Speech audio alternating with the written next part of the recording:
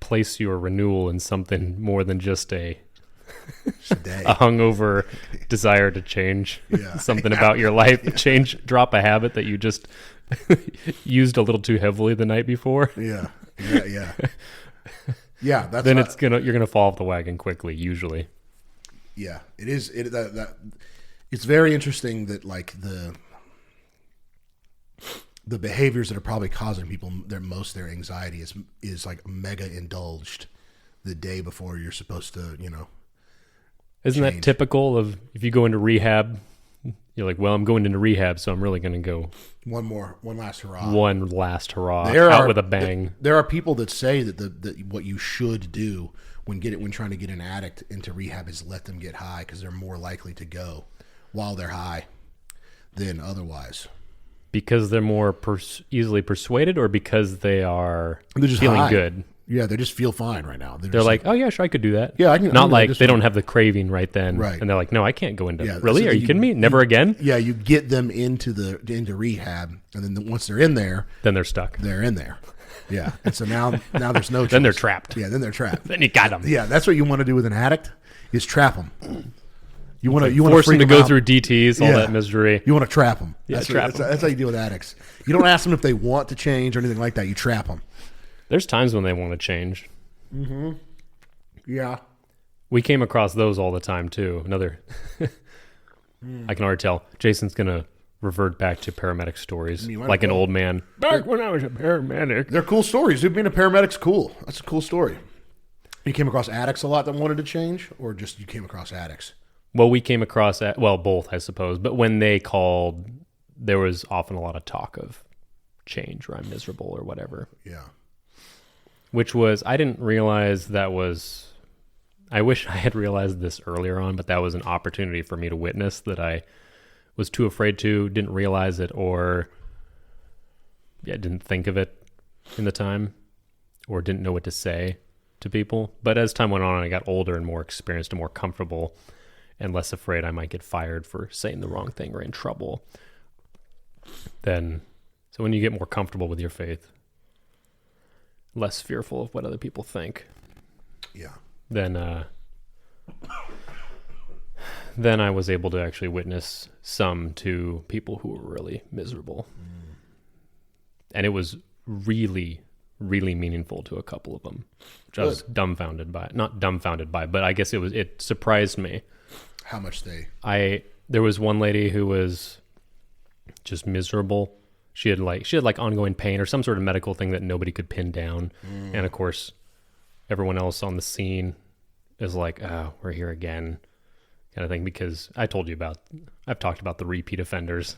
Yeah. And so, people get desperate and they call 911 because instead of going about it a different way, and going through the ER is about the worst way you can start to figure out something, but it is a starting point. So it is something, but you have to be persistent, and it's really dependent on who you run into in the ER, unfortunately. If the nurse and the doctor are burnt out or really busy and they don't spend that extra time with you, and sometimes it is just going in multiple times until you hit the right person, sadly.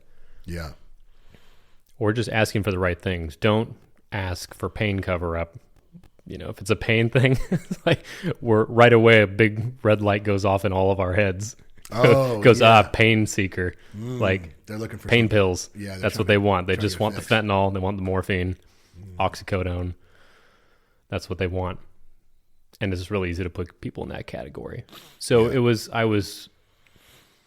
you go through phases as a paramedic. I think you start out kind of wide-eyed and you believe everything that everybody says, and then you get burnt a little bit. You take somebody and give them a lot of pain medication because they were convincing to you, and you take them into the nurse, and the nurse looks at you like you're an idiot. Really? You gave him fentanyl? He's in here every day for this, and and the guy was giving you some yarn about how he wants to change, and this pain's really bad today, and I just got to get a little bit more, and then I can, whatever the story was, and you fell for it. Or you just have no good reason not to give it to him.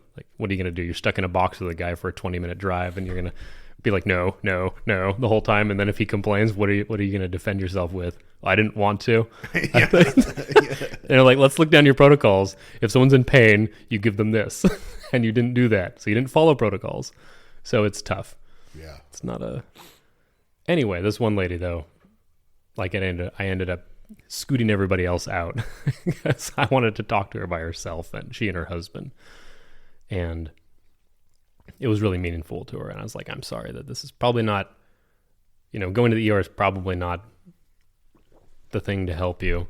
And when you have a rare disease or something they can't pin down, I'm sorry you're banging your head against this wall. And I know it's really frustrating.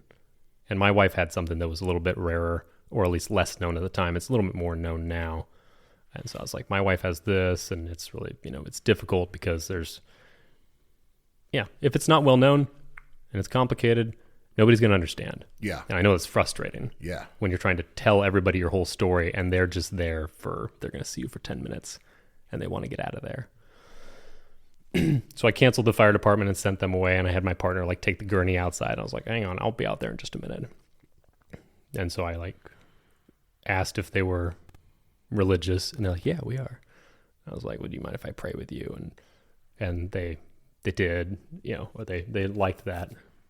And so I prayed with them and then gave them one of those challenge coins that I gave you. Oh, yes. I carried one of those around with me, and I would give that sometimes to drunks and people. And that was just getting that coin was really meaningful to some people, which is surprisingly meaningful. There was one lady who I gave it to her. I slipped it to her as we were going into the ER on the gurney, and she just held on. She's like, for me? She was in disbelief that I was giving her something. Yeah. That's how unwanted this lady was. Yeah. It was a little few dollar coin, and she's like, I can't remember the last time anybody gave me anything.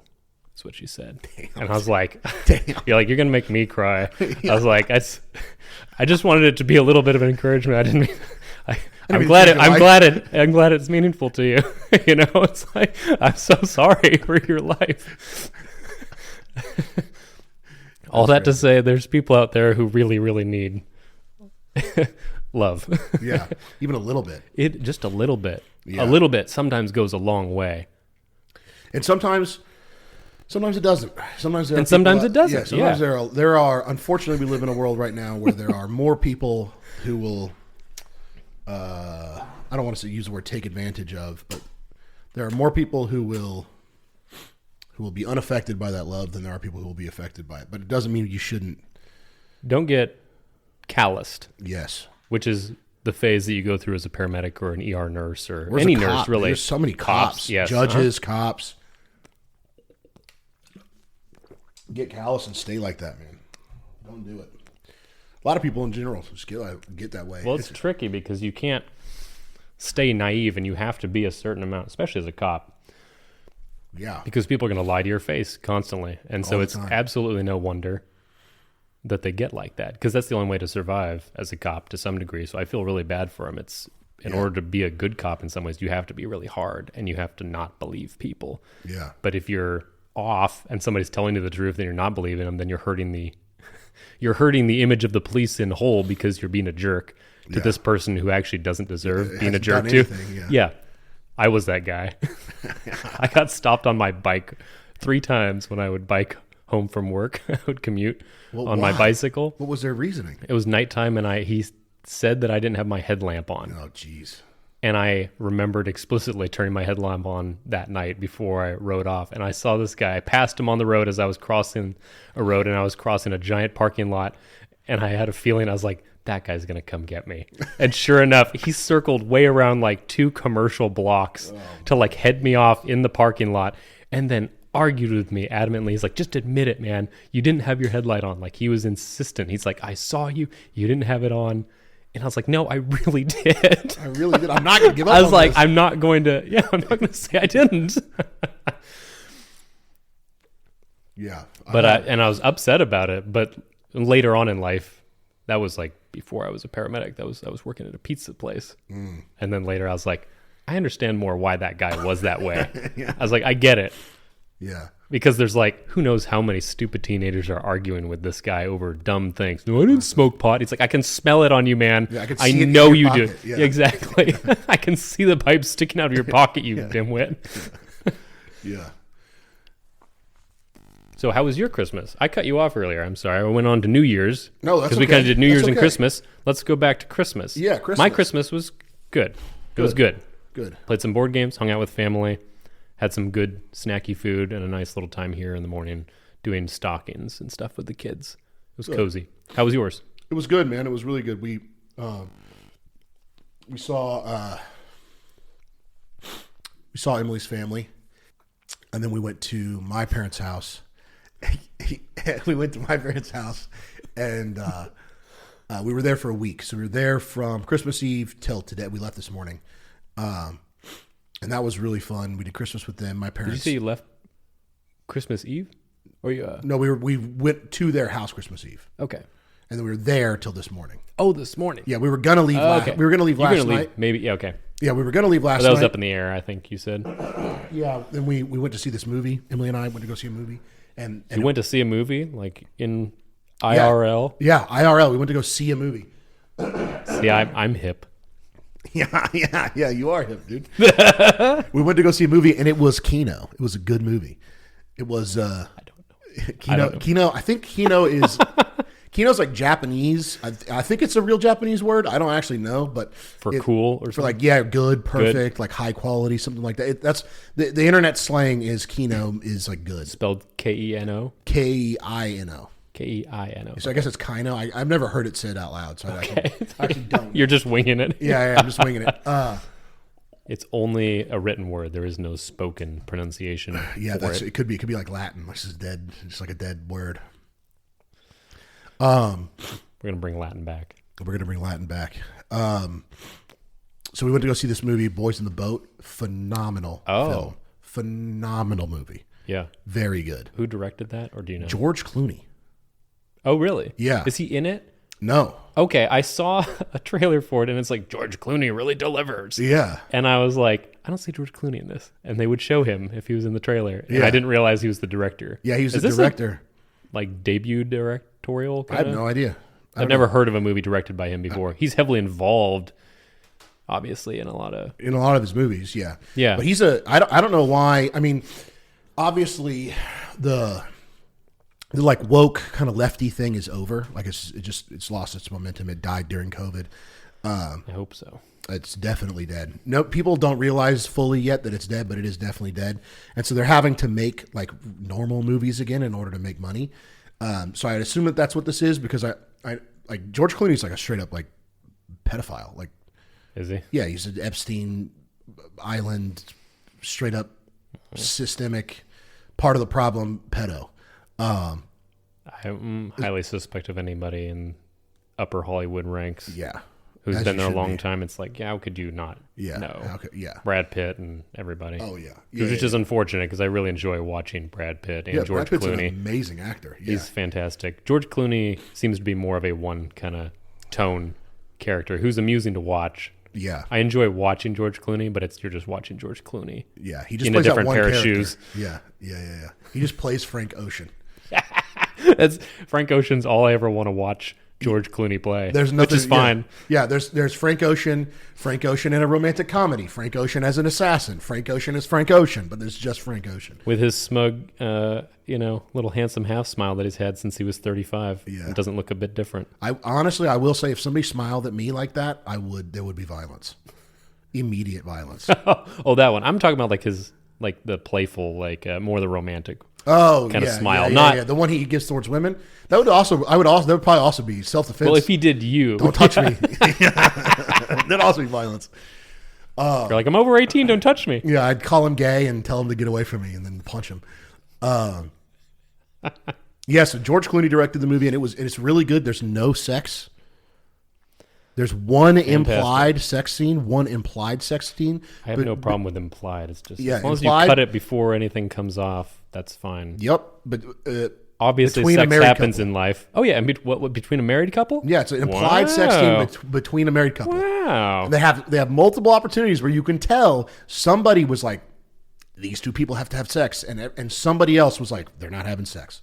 There are like there are two other scenes where in any other movie it would be a sex scene, but it was like a cute like young couple getting to know each other scene. Oh, fun. Yeah, it was really really good.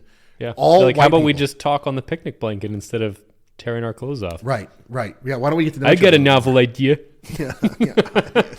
Yeah. How about we go pre-notebook? Pre-Notebook, yeah. Yes, it was all white people. There was one black person in the entire movie who talks, and he has a quick line. They do get it in. They get it in. They do get the like. They do get a tiny little jab at whites, but it's light, doesn't ruin the movie. And the big thing that I care about is like narrative, writing, dialogue, that kind of stuff. It's impeccable. Like the story is well written.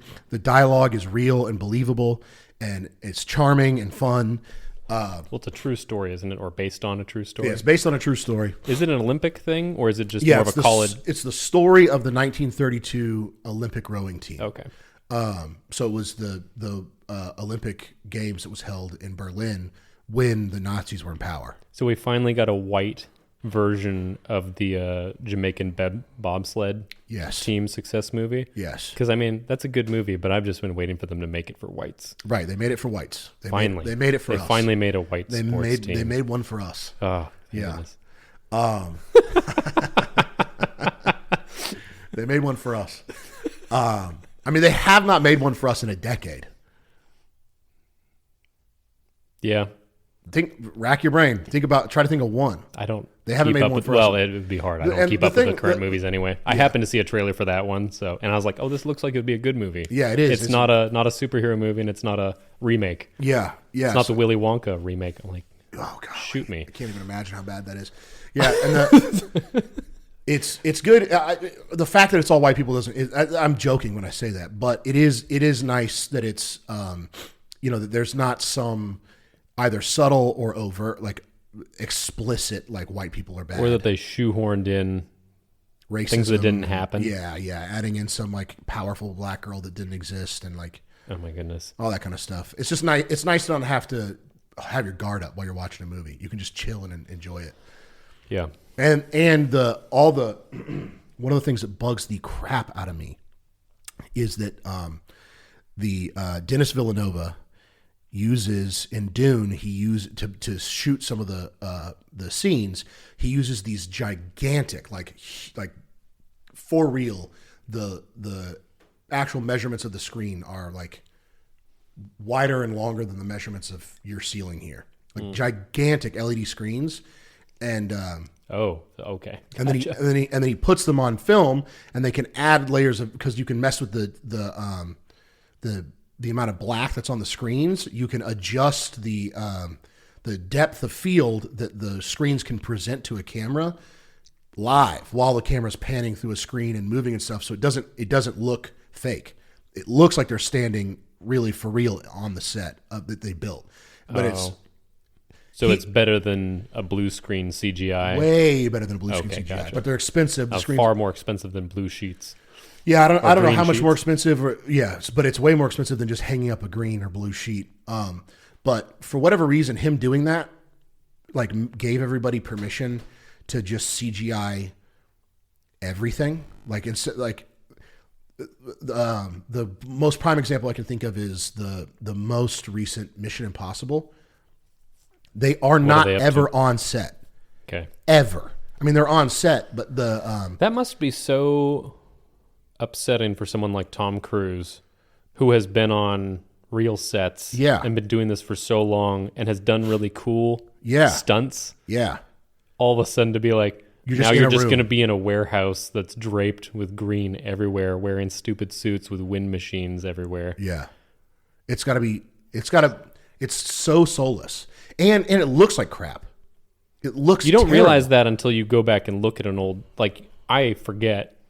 And you go back and watch an old action movie where somebody leaps off of something that's 8 feet tall and lands on metal, and they're like, "Oh yeah." You watch, and you're like, "Oh, I forgot," because usually superheroes are just like, and the metal dents when they land on it. Like, I forgot people aren't made of titanium. Yeah, and, like, and landing and rolling on something, even ground, hurts.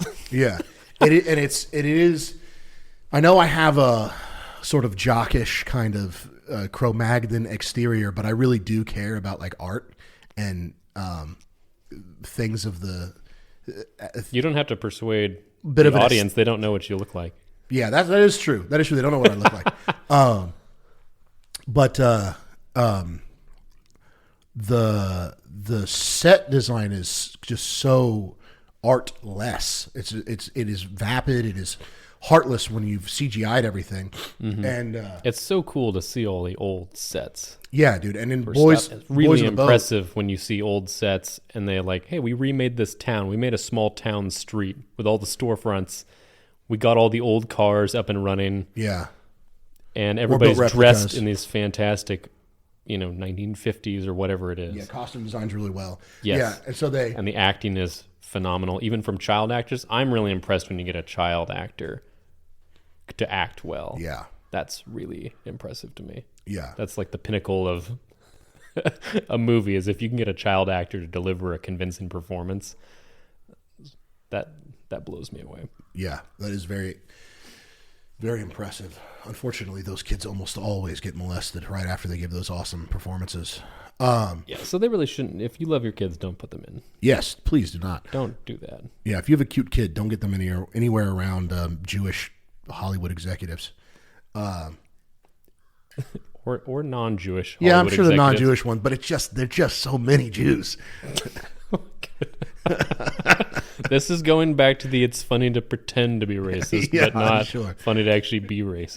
Yeah. But on Boys on the Boat, there's only one set in the entire movie that isn't made, and so all the sets are real. They're on location for everything. They're in the river when they're on the boats. Yeah? It looks so like any Not other in, movie. Not in a pool. Yeah, any other movie. Yeah, they'd put them in a pool and then they'd CGI the river and the woods and everything. But they're in the river.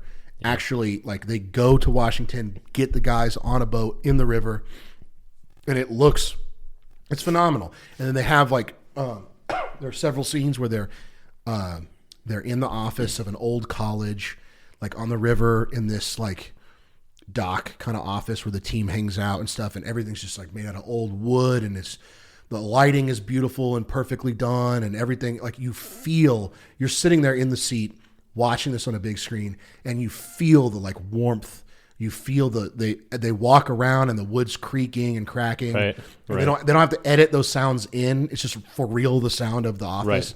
And so it's just like you don't realize how unreal everything all the is. CGI stuff is until you go back and watch a movie like that. Yeah. Yeah. And so it's just like I was sitting with it. We were 20 minutes into the movie and I looked at Emily and I was like, this is really going to be a good movie. Yeah. Like this is going to, and everybody's pretty. Everybody's good looking. So that's the least convincing Yeah. part of the movie. Yeah. Yeah. Well, it just, you There's got to be one or two ugly dudes. there are ugly people, but none of them are like all the rowing guys are like big old white boys. Like they're Well, they're what you would strapping. expect to be. Yeah. Strapping. Well, because you had to earn it. You had to be that kind of stature. Yeah. You had to be tall and broad shouldered and have long arms. And so like all the guys look like athletes. Right. And they look good, and the main character is like a pretty good actor, and he's not like overly emotional. Okay. He doesn't act like a woman. He just acts like a guy. Oh, Even okay. there's like a significant part of the movie where he is pretty upset, and even then they have him act like what a man, a kind of shut down Holding it in. And, pre-World and War II guy would act like if he was upset. clamping it down. And Yeah. So it's just Save- good. It's just yeah. a good movie. So yeah, we liked that. That was great. Going to see the Boys in the Boat was awesome. Hanging out with the parents. My parents bawled out on Abigail's presents. Oh no. Yeah, they got it. Yeah, we like literally More stuff than you can fit in your house. of stuff. Oh boy. But it's okay. It's all right. A lot of it was like clothes, stuff we needed for her, and then they got her. Well, that's one thing. Yeah. The other thing is if it's all light up toys that make a lot of noise. No, and are none of it's- large. No, they know they're on board. Okay, with well us. that's fine. That's completely different. No judgment there if they want to. Yeah, they got her a rocking horse and a big slide, like a like playhouse. Outdoor stuff is also pretty welcome. Yeah. If you got the space for that, which you and I do. Yeah. It's like, oh, this doesn't all have to go in the house. Yeah, Cool. very, very, very few things they got her. They got us a little table and like a chair that she can sit at in the kitchen, and then they got her one of those climbing stools that you can climb up. On Is it like an A-frame? No, it's Oh, like I'm sorry, I misunderstood. Go ahead. it's like a box, kind of like it's like a big box, and then there's like kind of a hole that she can get in and climb through, and then she can stand on it. She can be up on the counter, like on the kitchen counter. So like, I don't think I've seen one of these. So okay, it's just like a step stool for like a toddler, so they can get up on the kitchen counter and see what's up on the kitchen counter. not on it, but like on level with it. Yeah, on level like we would be if we're standing next to it. Yeah. Sorry, Like yeah. it's a stairway, so they can get up on the counter and trip on knives and things. Yeah, knock over all the food and our Berkey and spill water everywhere. And, Why do we have this? yeah, for day one, I'd be like, "Why is We're gonna use this for firewood, Mom and Dad. Yeah, no, it's just something so that So they can participate in the family. they can participate in what's ever going stuff on. and help Emily make bread and all that stuff. Yeah. So, No, that's great. Our Yeah. kids have. I don't remember if we were given them or we bought them, but they're a set of plastic knives that are sharp enough to cut vegetables. oh, nice. So you can slice. They're serrated, Yeah, but you can't really cut yourself with it. You'd have to really try to hurt yourself with these. But it's enough that you could cut a cucumber with it. Not very well, but I mean, it's something the kids can use and have used. So it's like, well, you start off with this and yeah, learn the motions. yeah. Build a skill. Yeah, build a skill. Yeah, There you go. Here's how you build a skill with your own kids. Find out ways to build skills, useful skills like cooking, cleaning, cleaning. Yes. being obedient. Yeah. Yeah, yeah. So it was a good Christmas, man. We had a lot of fun. We went to Santa Land and saw the lights. Bought some popcorn. Is Santa Land the place up on I-20? Yeah, Okay. I've Yeah. driven past it. Heard it's hard to get into. yeah. We went mad early. We went like super early. I think we got there before the sun went down, and we were still in a pretty significant line.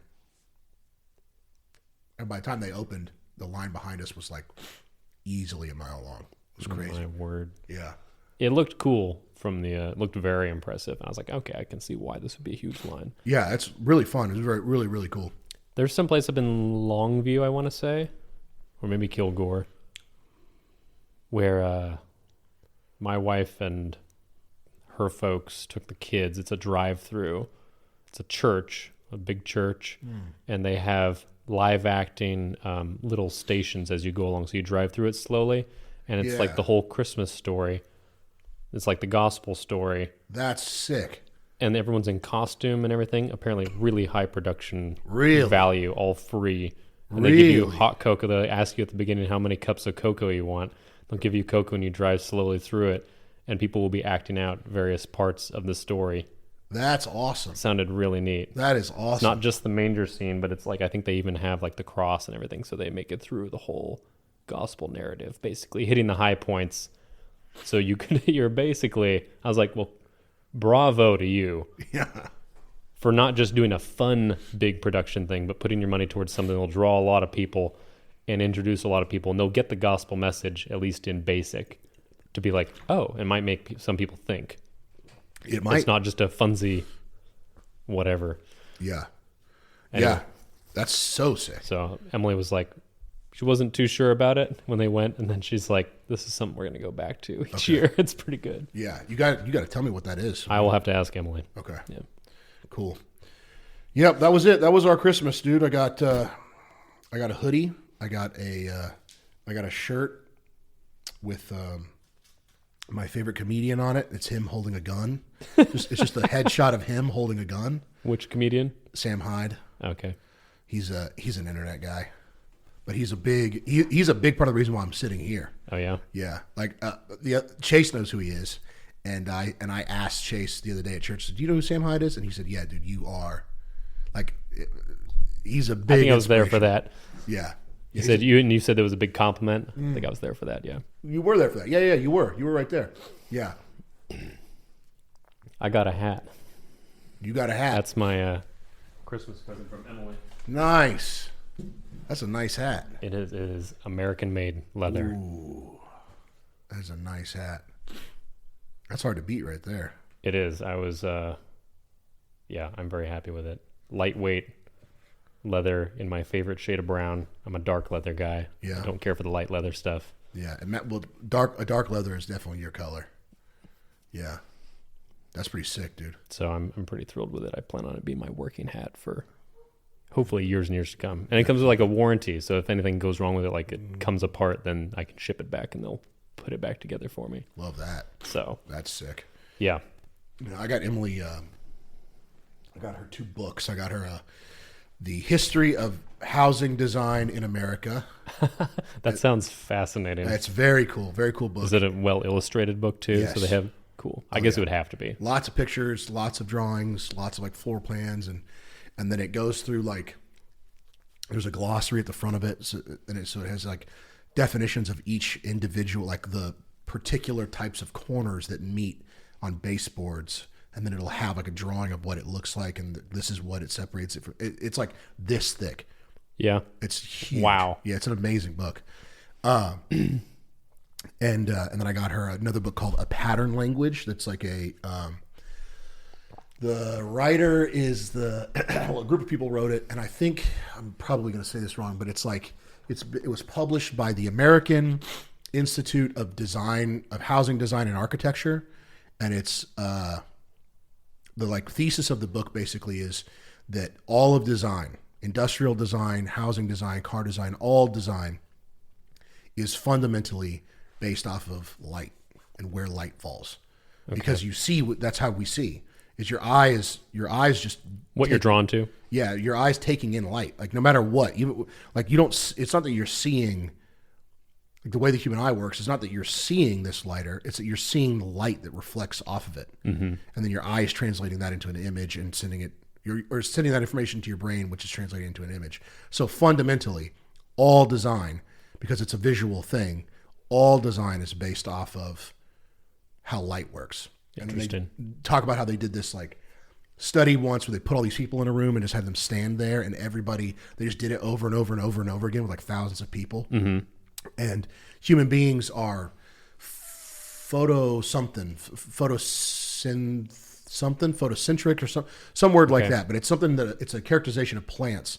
So people, if you leave them alone in large numbers, they will orient themselves towards. They'll stand they'll face light. Yeah, that's hilarious. Yeah, and so when you like fundamentally, it would be so funny to be part of those studies. They just watching everybody people over like 3 hours just slowly turn towards light as they're talking. They're like, here's a cocktail. Just go in this room for an hour. Hang out. Okay. Yeah. All right. And everybody ends up turning towards light. Yeah. 65% of the time facing light. Towards light. Yeah.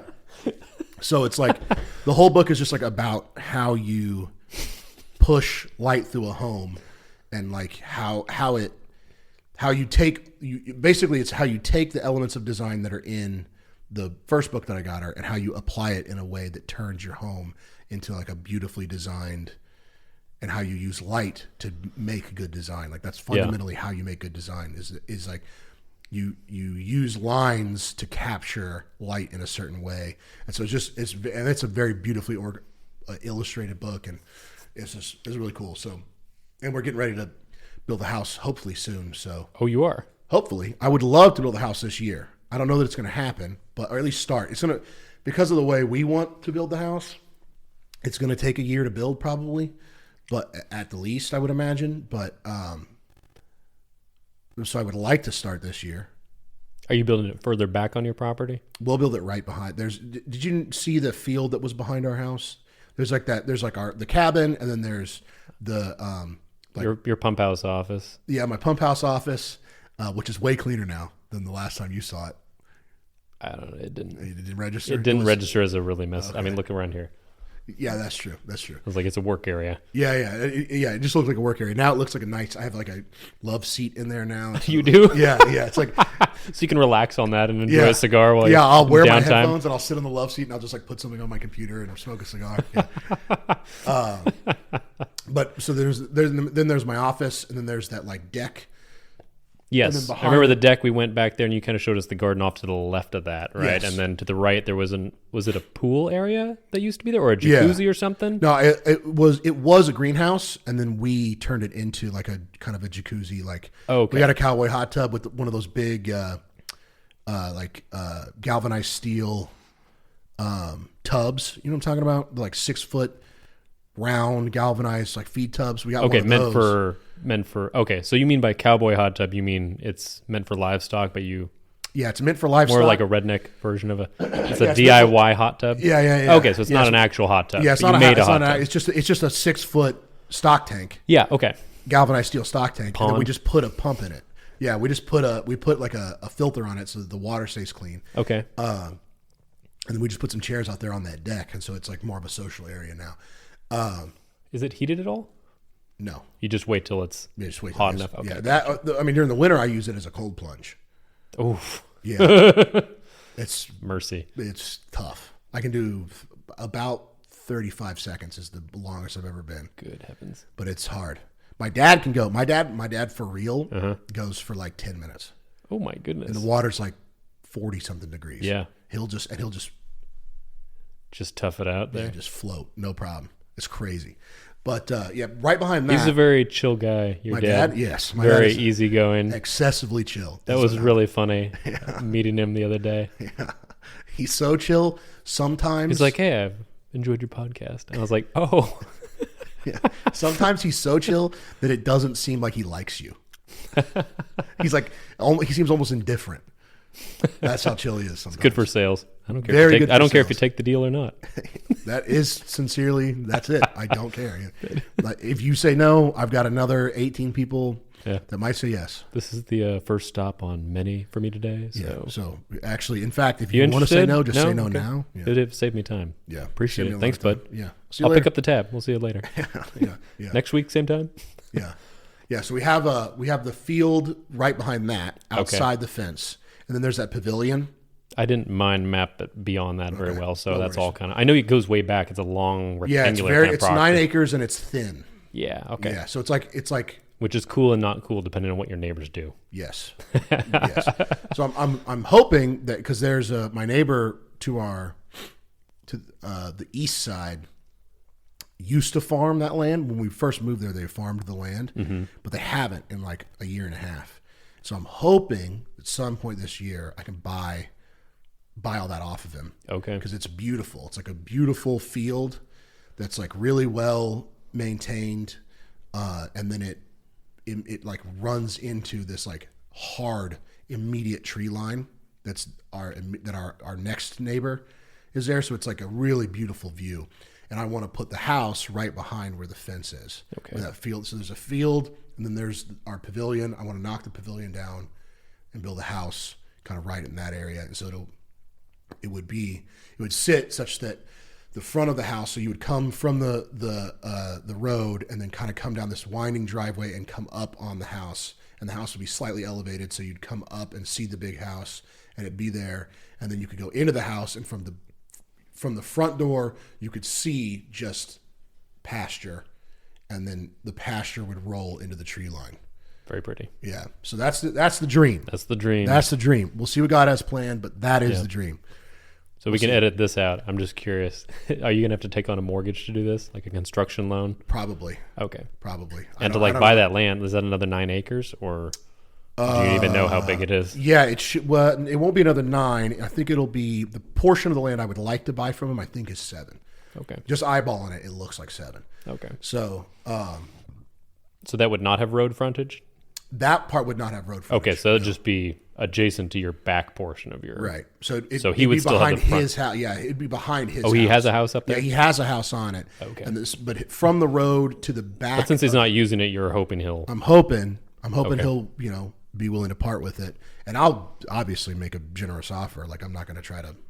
weasel him out of I'll it. probably try to offer over whatever market price is. Like I want it, So I'll come in and be like, "Hey, listen, Kelly, I'll make it worth your while. You're want not it. if you're not using it. yeah, I will take it off your hands. I will take it off your hands. Give you and some it'll go spending to, money. Yeah, it'll give you some spending money, and it'll go to good use. There'll be a family get raised on it. Lots of farming done. Like, and listen, might Yeah, be a we hobby will use farm, it. but it's going to get used. Yeah. It's going to make great memories, and he's cool. He's really cool. Our neighbor's pretty That's good. nice. Yeah, That's so nice. I don't foresee. I mean, we'll see. We'll see if it's valuable to him. They moved. It's not like it's that land isn't like in their family. It's not. It's not. Oh, that's good. Yeah, so they moved out there. So Okay. hoping So you're not trying to buy off a third, fourth generation person who's like, Right. my grandfather's buried in that field. Right, You're like, exactly. okay, never mind. yeah. I guess we're not getting it. Yeah. So, I mean, somebody's grandfather could be buried out there. Possibly. I don't know, but yeah, his grandfather isn't buried out. Hopefully long enough you wouldn't see anything of him. Yeah. If we did, if He's we found gone. him, I'd be like, all right, we're going to relocate this to a better, more respectful place than a I'd pin for be pigs. making a phone call right away just so that I Oh yeah, that's a good point. be like, I found a human. I Skeleton. found a human body. I don't know if anyone's missing that might be in this area, but you can come take a look at it. Yeah. I've not moved anything since I hit the skull. but I did crush That mark right there is me, but I didn't know he was there. it. I just want you guys to know. I wasn't messing with it. You walk around anywhere you want on the property. Yeah, I got nothing to hide. I got Okay, nothing to hide. Please take this away. It's not my skeleton. I promise. I found it. I know it's my field, but I swear it's not my skeleton. Yeah. Yeah. How long can a skeleton last? Do you know that off the top of your I head? have no idea. I'm sure it depends a lot on soil and temperature and how Okay. deep they're buried, yada yada. I'm sure there's a lot of factors. Yeah. So that's the plan. We'll see. We'll see if that all pans out. I don't know, man. I want it to happen that way, and it would be nice. It's just a lot of stars got to line up. A lot of stars got to. Honestly, I will actually know whether or not it's really possible within the next 2 weeks. Oh, really? Yeah, because the BlackRock has filed for their Bitcoin ETF with the SEC. Okay, that's the train you're waiting to come in on. Yeah, and so they filed that in October, I think in October. So the SEC's deadline for approval is either on the 5th or the 15th, and they've already had. So they had another company who filed for the ETF a year or so ago, or maybe a year and a half ago, and the SEC said no. But then that company sued the SEC, and a judge says, we don't even understand your reasoning here to the SEC. You have to revise this and issue them the ETF.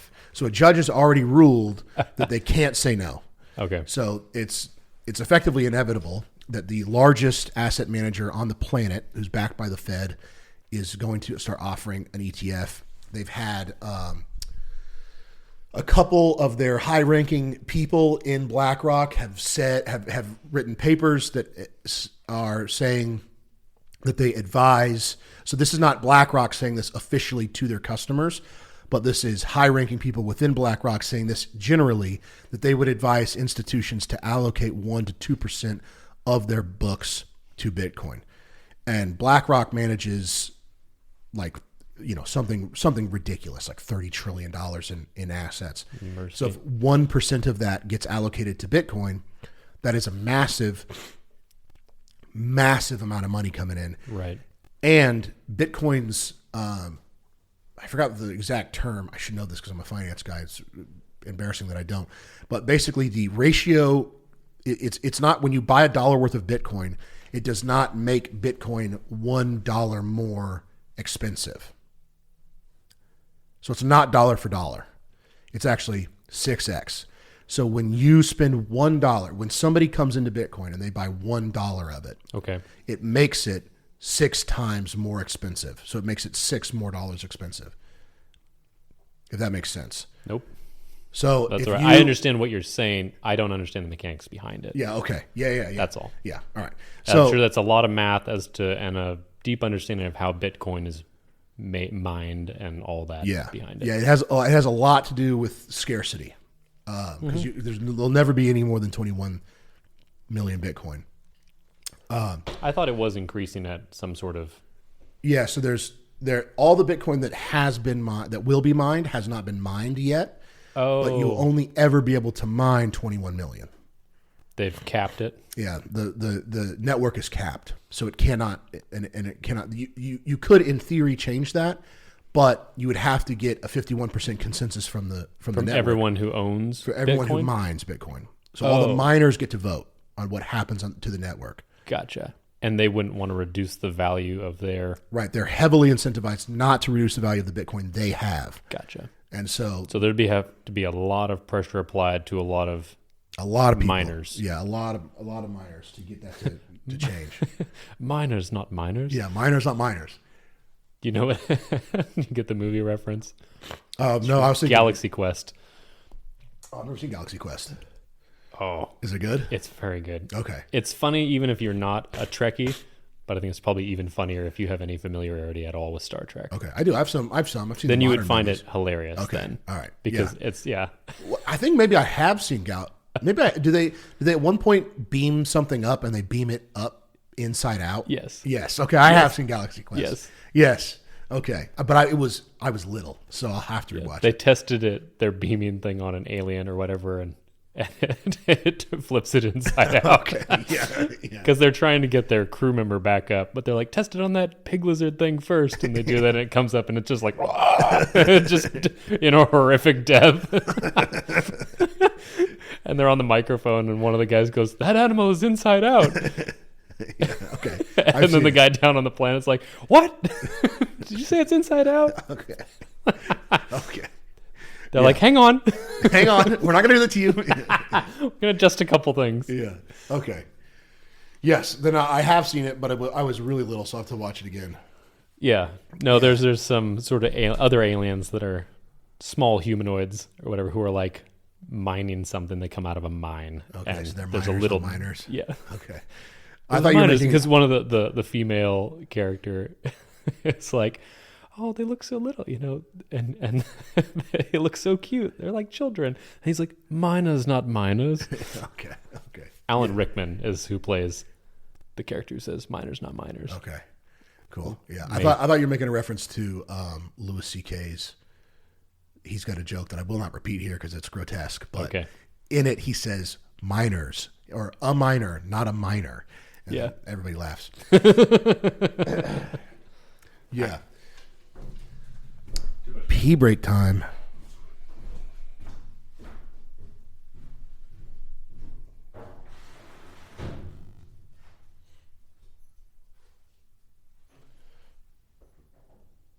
It's a beautiful day. It is. It's an amazing day. Is there Where are we at time-wise? 1 hour?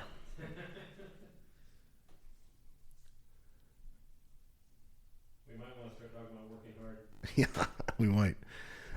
I told my dad, he was like, "Wow, 2 hours is a long time." I said, "Yeah, it usually takes us about an hour to get going."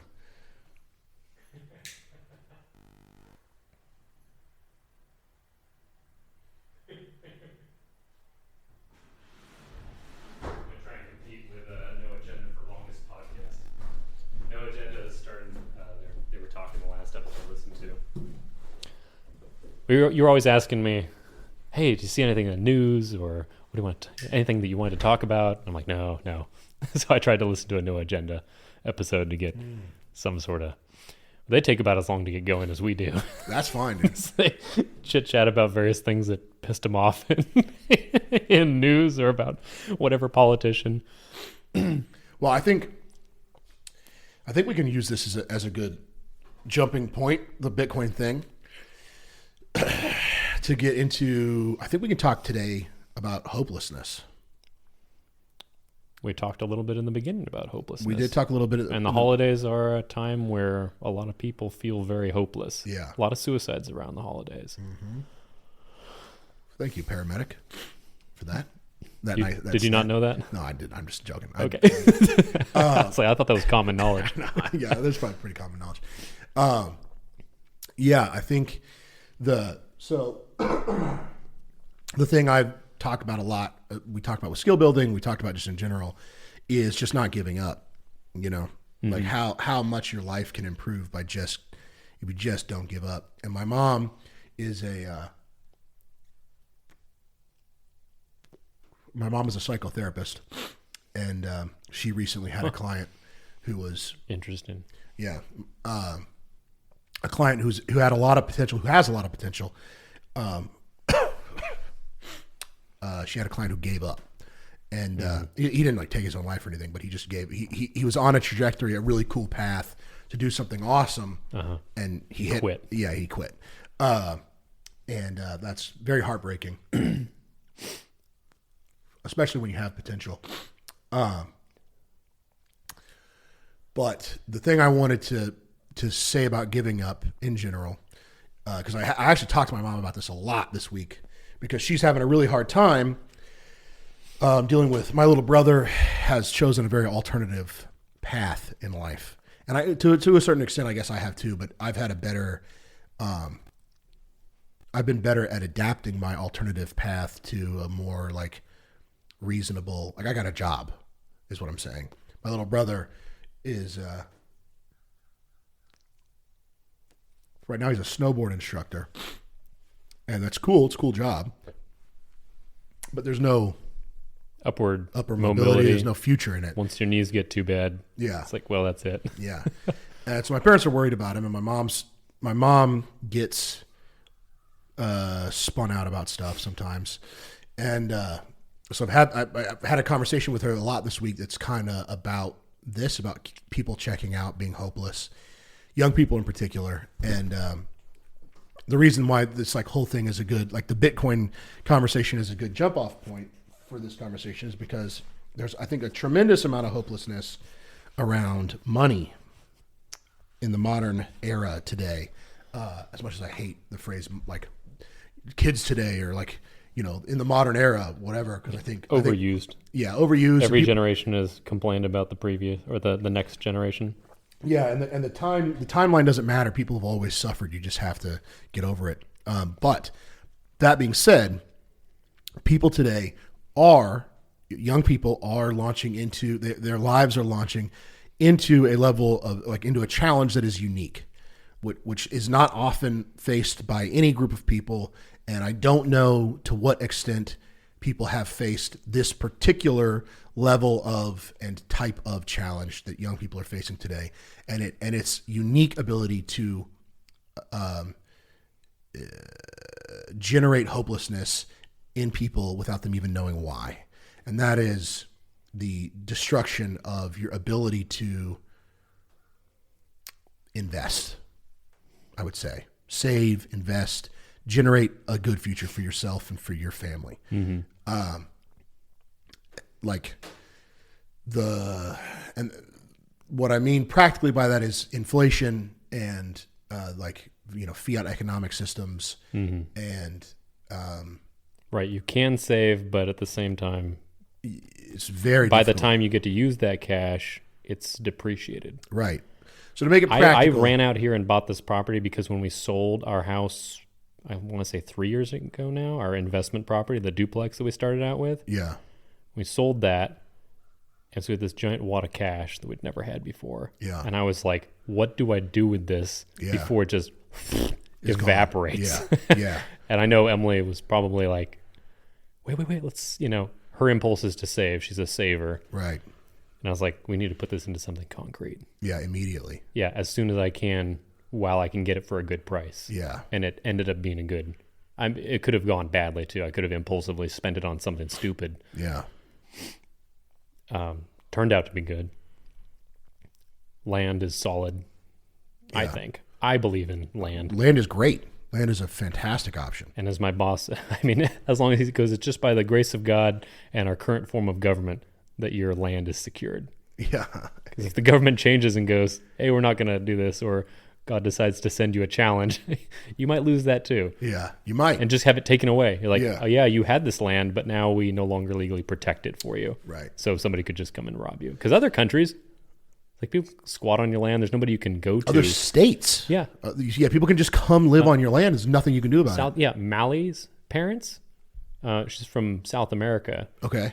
I don't remember which country, and I just won't say, I guess, even if I knew. But like they've always been fighting with people who come on their land and just like try and use it or live on it. That is crazy. Yeah, and there's very little government assistance with that. Yeah. So it's something we kind of take for granted. Right. It's easy to take for granted. That's like, well, of course I own this land. Right. Who would ever take it? Yeah, of course. Nobody ever comes and just takes land from you. Right. It's like, well, not now. But in all of human history. Not in the history of the United States thus far. Yeah. Yeah, so the idea basically, the idea is this basically, I saw it said recently, and it's so poignant and so perfect, which is that when a man knows that he can invest and his investments will be protected, he will invest. When he knows that he can't invest because his investments will be stolen from him, either by robbers or statists who are taxing him out the nose. Depreciate whatever he does have. Yeah, depreciating whatever he has. Yeah. then he will not invest. He will spend that money frivolously because why wouldn't you? You have to do that. You're going to... Not necessarily. I would counter with, I think the way out of that, for me at least right now, is to say I prefer to buy whatever I can that's going to be useful, that I know is going to be useful. Right. This is, I mean, now that I'm in a position where I can buy it and store it someplace. Yeah. I'm building a house. And so I feel better after I've spent a big slug of money on something physical that I can, some component of the house. Yeah. I'm like, I bought a bunch of windows and I spent a truckload of money on this, or I spent a truckload of money on tools. Yeah. But I get to keep the tools. Right. So unless they're stolen, which you can't ever protect completely against that sort of thing. So that's off the table. Money could be stolen, whatever. Yeah. Anything could but be it's stolen. as solid as it could be in this world, is I have tools sitting around us that I'll be able to use until they break. Yeah. Yeah. And the house will stand as long as it's going to stand, however well I build it. And by the grace of God, It'll stand. all that. Yeah. Yeah. Yeah. So So I prefer to put it into concrete. And that's what my boss too is like, he's like spending money as fast as it comes in to put it into solid assets. Right. He's like, what can I buy that I'm going to use to generate more wealth down the road, or at least sustain me? Yeah. So that is true. That is very true. The problem arises when you have normal people who are, Particularly probably our audience with Zoomers, right? yes, Coming into the workforce. who do not have land. who do not have land. And here's the big thing. Here's the problem. So the inflation, the depreciation of your money because of the printing of new money causes normal people to have to become an expert in something other than their main profession. And I apologize for my scratchy voice. I'm coming down. I'm getting off of sickness, so I'm going to have to clear my throat here every now and then as I monologue.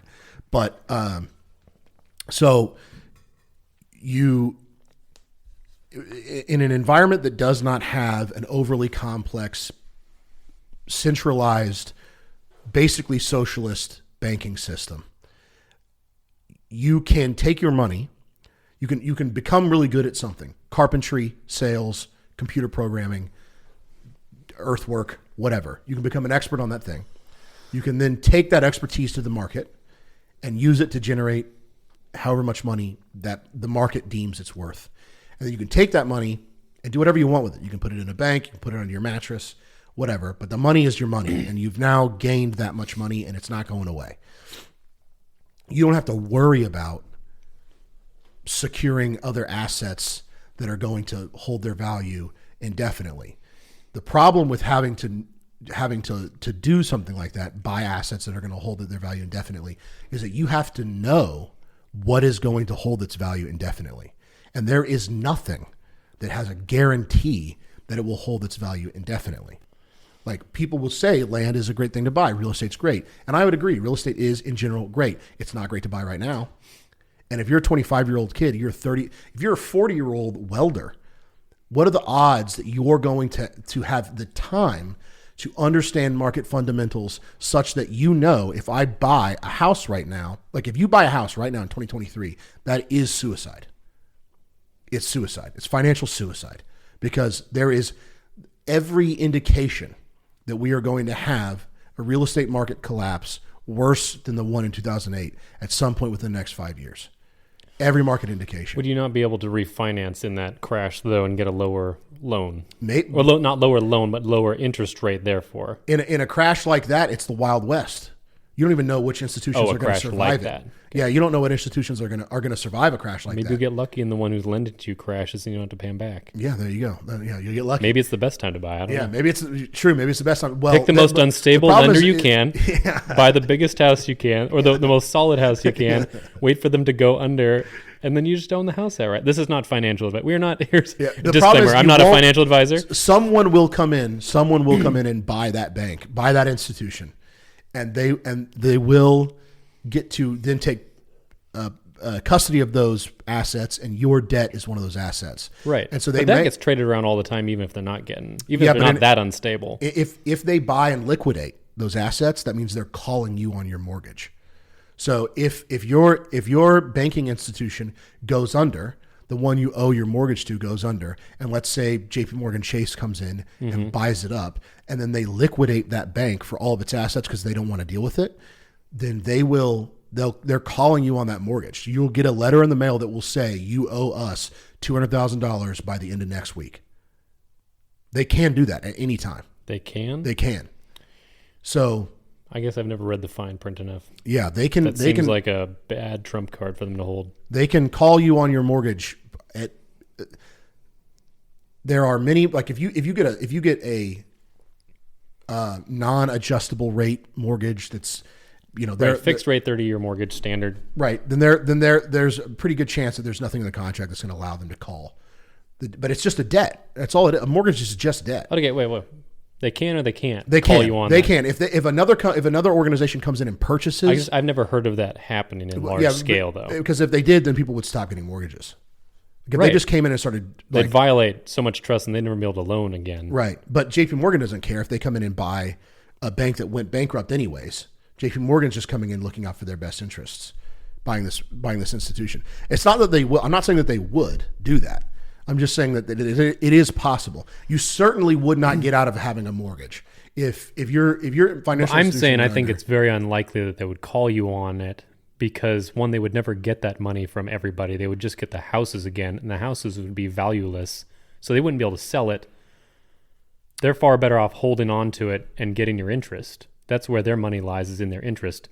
Banks who reclaim their houses then have to let them sit around and sell them at a loss most of the time. Unless Unless they have an interest in that land for bulldozing it and doing something else with it. So here's the problem. If a bank, let's say you have this scenario where you have a credit union, a local credit union that does your mortgage. Right. They help you buy a house for $250,000. Mm-hmm. You have a perfectly good credit score. Your debt is AAA rated, and it's a phenomenal asset.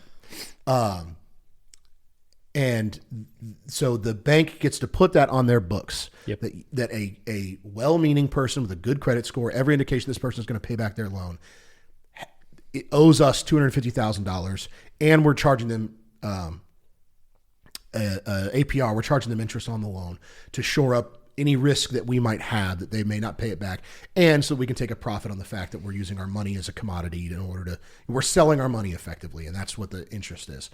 So they're negating risk that you might not pay the loan back by charging you for the thing, and then they're also charging you for using their money. That's what the interest is on a loan. The bank that issues the loan, their collateral for that loan is your house. So they care about the price of your house. But if another bank comes in or another institution comes in and buys that debt, they're not buying the debt for $250,000. They're buying the debt for whatever the market prices it at, which will be lower than $250,000. If it crashes. Yes, if it crashes. So it'll be very low. Well, even as it's issued, it's lower than $250,000. Mm-hmm. So it divorces. It's why loan trading is a derivative of the housing market, because it actually divorces the person who's purchasing the mortgage debt from the banking institution. They don't care necessarily what the price of the house is. They care about what the market valuation of the loan is. That's what they care about. Now, the idea is that the market valuation of that loan is based off of how much the house is and like what the collateral they can get for the house versus whether or not you're going to pay it back, all that stuff.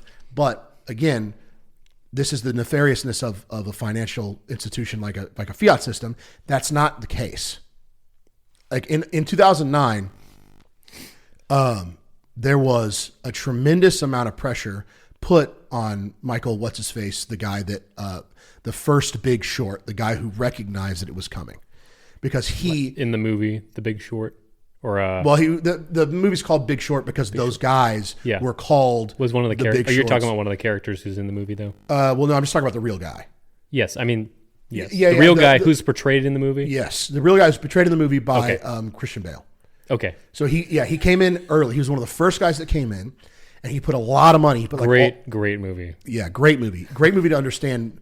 Like they really explain stuff really well. They did a good job because a lot of the characters in the movie are dumbfounded that it's happening, Right. and they have to understand it, Right. And it's explained explicitly, Right, and rather crassly sometimes. Yeah. So he came in early and was like the housing market is going to crash, so I'm going to put all this money betting against the housing market. He almost lost everything because of the fact that the loans that he was betting against were divorced in price from the values of the houses. So as the value of the houses went down, as the real estate market crashed, the banks didn't reevaluate the price of the loans that they had out until they got outside of that bet. Right. They were unwilling to. They were holding all the cards. Right. They were holding all the cards. And so until they put themselves in a positive position so that when the crash occurred, they wouldn't really get hit. They just kept saying, oh, the price of these. Like the price of silver and gold being low right now because it's being because artificially. JP Morgan messes with it all the time. Is that what? Okay. Yeah, I mean, somebody does anyway. Yeah, JP Morgan is the price of silver and gold should be way up. Way higher. Way higher. Way higher. But JP Morgan And so if you're investing right now, it's a good time to buy potentially if it ever goes up. Right. Yeah. Because if there is that massive crash, you'll be in really good shape, but who knows when that will be exactly. Yeah. And in the meantime, you may just have a bunch of metal that's not worth very much. Right. So here's the point I'm trying to make. All those details I just explained are, whatever, well and good, whether or not you know that. And there are a lot of people who would disagree with what I just said. The point is that why should a welder have to know any of that? A welder should have to know about welding.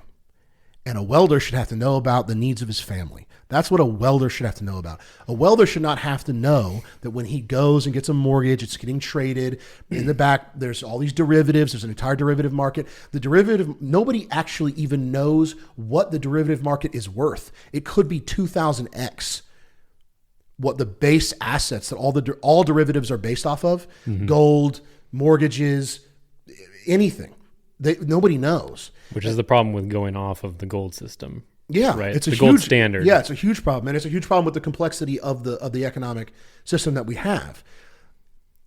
Because you're not even just dealing with inflation because the Fed can print money freely.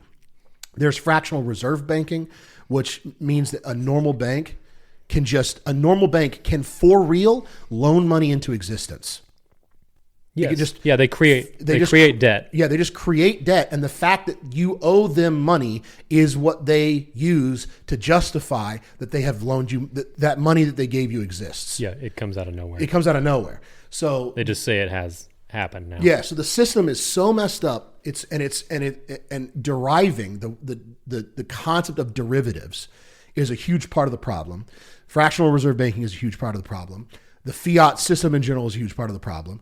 But the problem that it creates in general is that the mental energy that a welder would put towards learning about welding, he has to put towards learning about whatever asset he would like to keep his money in to make sure. Because again, like it would be great to just say go buy gold.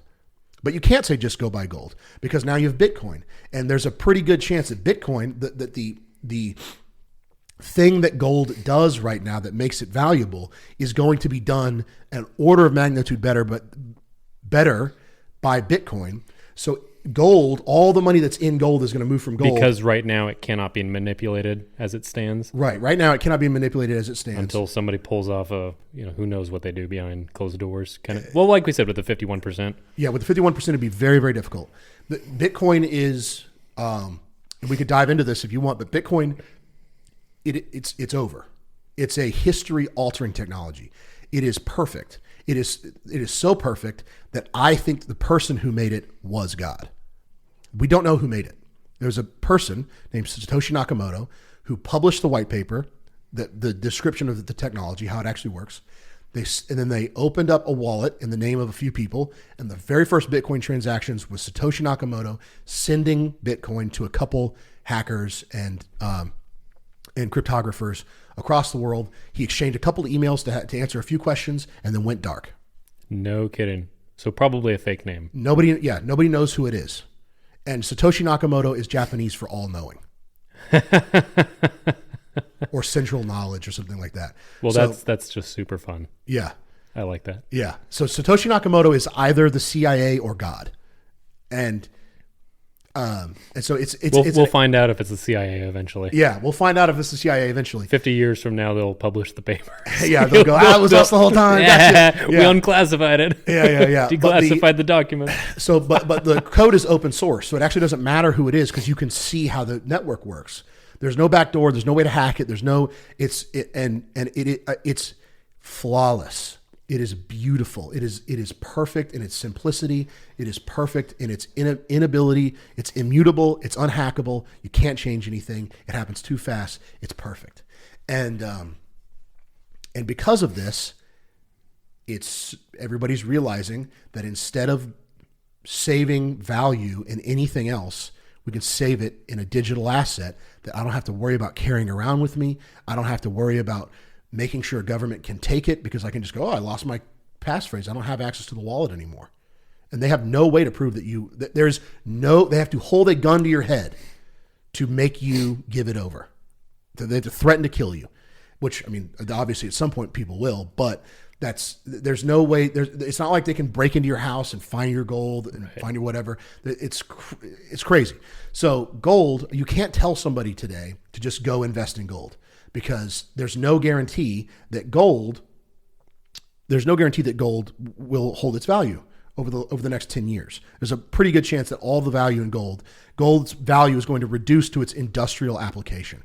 So gold will only be worth what it's worth depending on what people need it in machinery. Well, that's pretty significant, though, in and of itself as an asset for building things. Sure. That actually is that's a lot of the reasoning for buying gold and silver.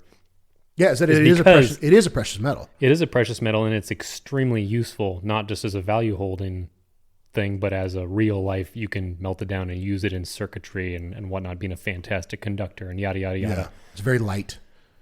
Right? Is gold very light? Yeah. No, it's very, very heavy. Oh, it's very, very heavy? Yes. Okay. Well, then never mind.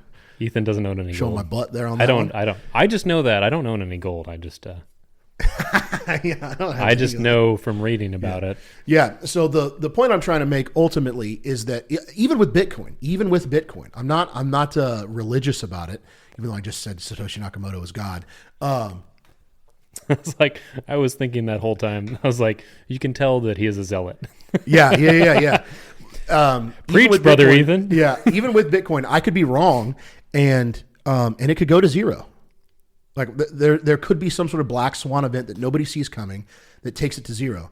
So the point is that the level of expertise that a welder could develop in welding is compromised by the level of expertise he has to generate in order in another thing in order to secure his money.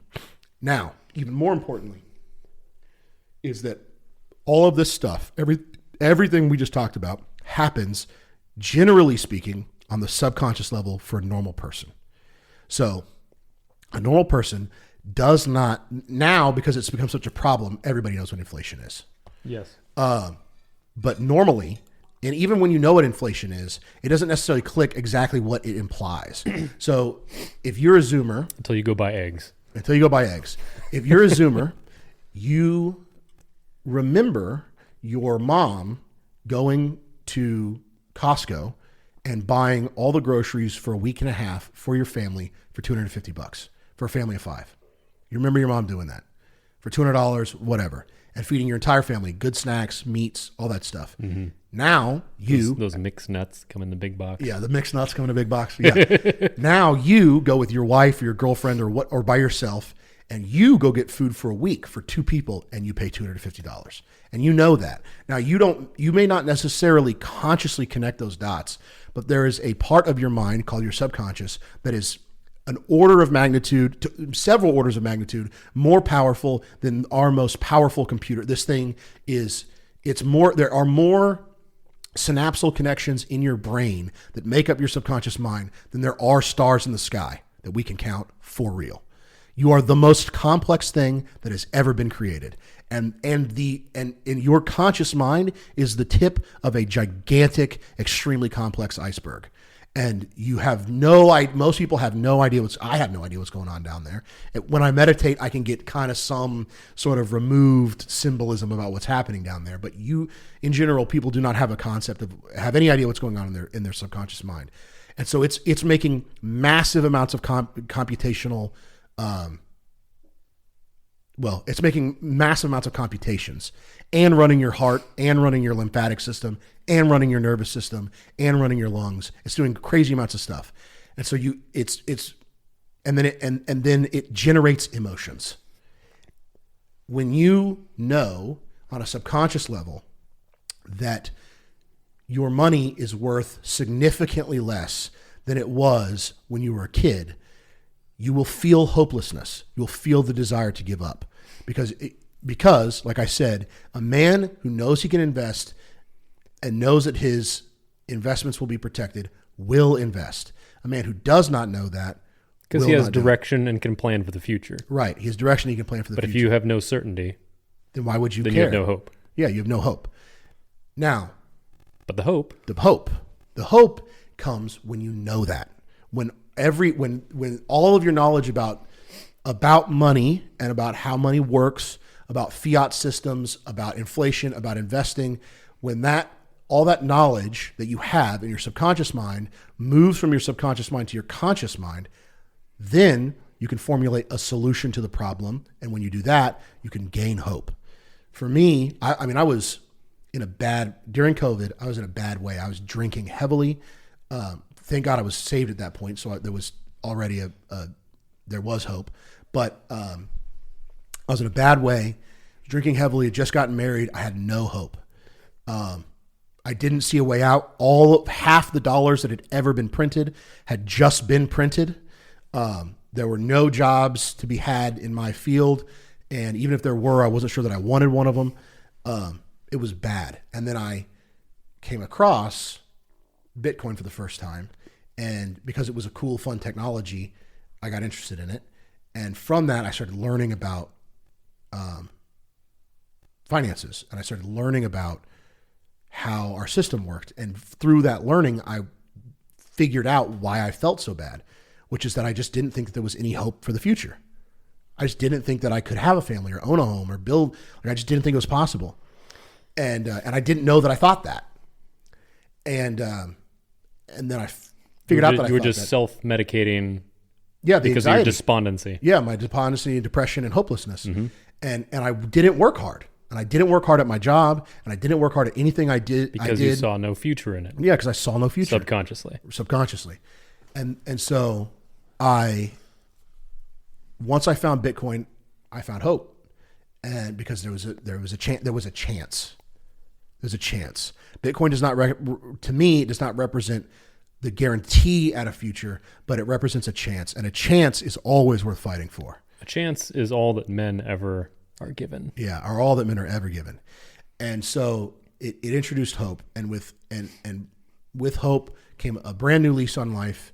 And I moved out here and got a new job. And there are plenty of things that I don't, I find my job quite miserable, but I don't care because I have hope. And so, all the things we talked about skill building last time and other times, those things are awesome. But I think fundamentally, if you're suffering from malaise and you hear people talk about, you need to go do this, that, go to the gym, wake up early, wake up late, do whatever you got to do, build skills, don't give up, all these things, it's very, very difficult if you feel hopeless and you don't know why. So that's what I wanted to talk about is hopelessness. And because this is ultimately a podcast about the saving grace of Christ, I don't want to go through this entire monologue without also saying that Bitcoin is not Christ. Bitcoin is not Christ. It is not going to save you. And no matter how much Bitcoin you get and if it goes to 1 million over the next 3 years and you become incredibly wealthy because you bought Bitcoin, you are still going to suffer from hopelessness because you're going to die. And you know that. You know you're going to die. And Christ represents a get out of jail free card, a way to avoid death. And that is beautiful, and it's the ultimate thing. It's all that matters. And so if you have faith, you have much more than Bitcoin. If you have faith, there are many, many people that I know, you included, Jason, who don't care about Bitcoin or necessarily believe in it at all. But you have plenty of hope because you know that there's a God out there that loves you, that created the entire universe and wants the best for you and knows what is best for you. That's important, because what you think is best for you is almost certainly not what God thinks is best for you. Right. And so you can... As you will discover, like I did if you apply to many firefighter jobs that you thought were best for you, and they continue rejecting you and you don't know why. Yes. Yes. Yeah. And so the point ultimately that I'm going to make is that, I got off on the Bitcoin tangent because it's something I love and I'm passionate about, and I think that it is going to save a lot of people. But the ultimate point that I really wanted to make was that hopelessness can be overcome with faith. In fact, I think the only way that you can have hope is through faith. Now, I would argue that faith in something real is the most important, but there are obviously plenty of people who find hope by having faith in something that isn't true or isn't real. So I would encourage you to seek out truth and find faith in that. But the point remains that I don't think you can have hope without faith. And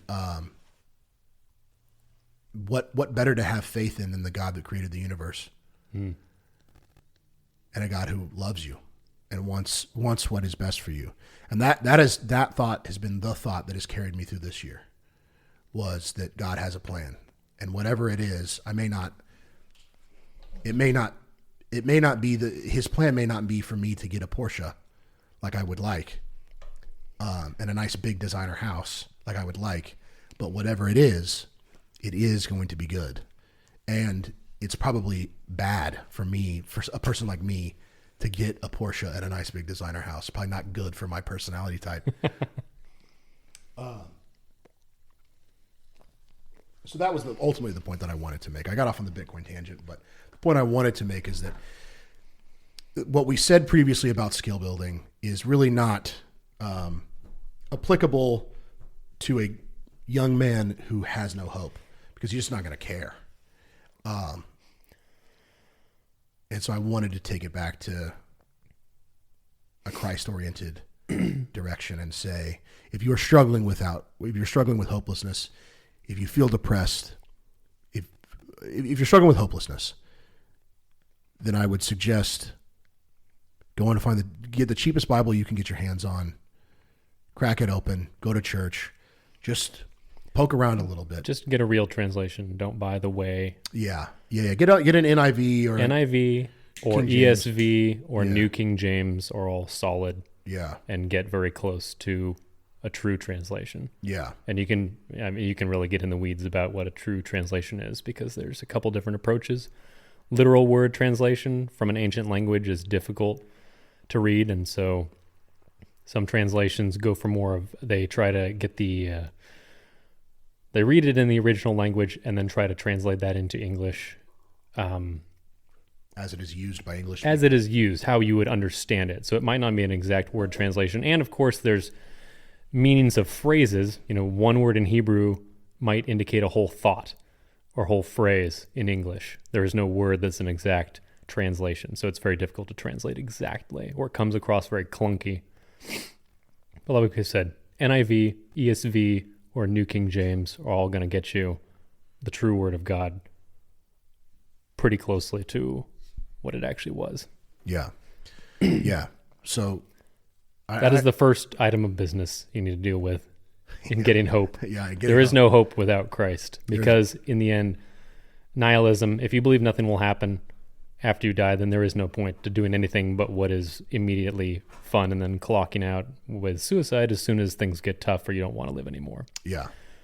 And that's why you see depression, anxiety, and suicide skyrocketing during COVID, and the further we get away from God as a culture in the United States and in, well, the whole Western world really is having an identity crisis because they no longer put their faith where they should. Yeah. They put it in self-fulfillment. If you do not worship God, you do worship something, and most likely you are worshiping yourself. Yeah. You're worshiping mankind. And there is no hope to be found in a bunch of finite creatures on earth. Yeah. Of course, we are infinite creatures. Well, we have infinite lives, I should say. We are eternal creatures. Sorry, not infinite creatures. We are finite in that we were made. We had a starting point. And our minds are limited. Our minds are very limited. Our minds will always be limited. Keep that in mind when you're reading and you study the Bible, and there's lots of objections that have been raised. Oh, the Bible contradicts itself here and there. It doesn't. Yeah, it does not. You may not understand how they work together, and it takes... I mean, there have been men who studied the Bible their entire lives, and there's still some questions. Yeah. Things that are difficult to piece together because we don't have the mind of God. It's like if you have children or have ever been around children and they just cannot conceptualize something that seems so obvious to you, that is on a small level what God is to us.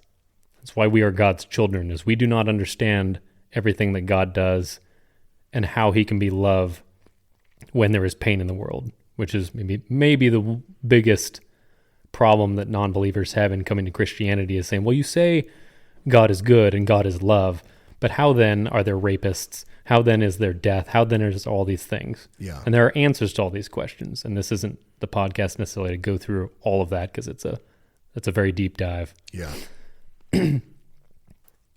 It suffices to say that God did not bring sin and death into the world. That was brought into the world by rebellion against God's order. Everything that is not good is from Satan, the one who rebelled against God and wanted to be God. So if you worship yourself, if you are like Satan, you will be hopeless, and you will want to tear down everything around you. That is what Satan does. Yeah. He knows his time is limited, and he's looking to drag as many people as he can with him into the abyss. That's what misery does. That's what hopelessness does. Hopelessness hates hope. Hopelessness does hate hope. It breeds resentment, and through that resentment... It hates loneliness. It wants to bring other people, drag other people down. If you've ever been around a negative person, they don't like it if you're an optimist. Yeah. They will pull away or fight you in some way if you are positive around them. Yeah. And often the defense mechanism that hopelessness has is that it calls hopeful people naive or foolish or childlike. Yeah, well, you don't know the way the world really is. Yeah, yeah. I'm realistic. I'm being pragmatic. Mm-hmm. So, yes, hopelessness is pandemic amongst young people, and it's sad because it doesn't have to be that way. I think you know what? I'll just beat this drum. I'll beat this drum until my hands bleed, dude. I mean, I'll say this over and over again every episode. Through the narrative arc of human history, suffering is the defining trait. Human experience. Yeah, it is the defining trait of the human experience. Just because things are hard does not mean that they're not worth fighting for. Just because you're going to lose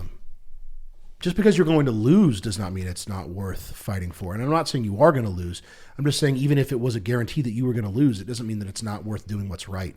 Because you don't do what's right because you want a positive outcome. You do what's right because it's right. That's why you do right, the things that are right. And so it isn't an excuse. Inflation is not an excuse to roll over and die. Having nefarious, greedy, twisted people who hate you up at the top is not a reason to roll over and die. That's always been the case. Yeah, that's always been the case. Whether it was a king or a bureaucracy. Yeah, there's been very few times in human history when, Very brief times. very brief times, Short-lived. when the leaders were good. And to give you a little practical hope, we are on the cusp of change.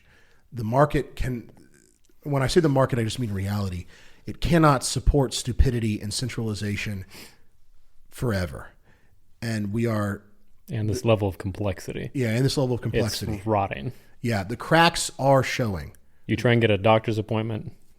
Try and do, Yeah, it's crazy. Look at the DMV. Yeah, the cracks are showing, and of course they have big armies and big banks, but there will come a time when these people are more motivated to work against each other than they are motivated to work with each other, and that is a moment of critical mass. So it happens rapidly. One day they'll be all handshakes and smiles and back pats and hanging out together on their pedophile islands with big banks and money and all this stuff.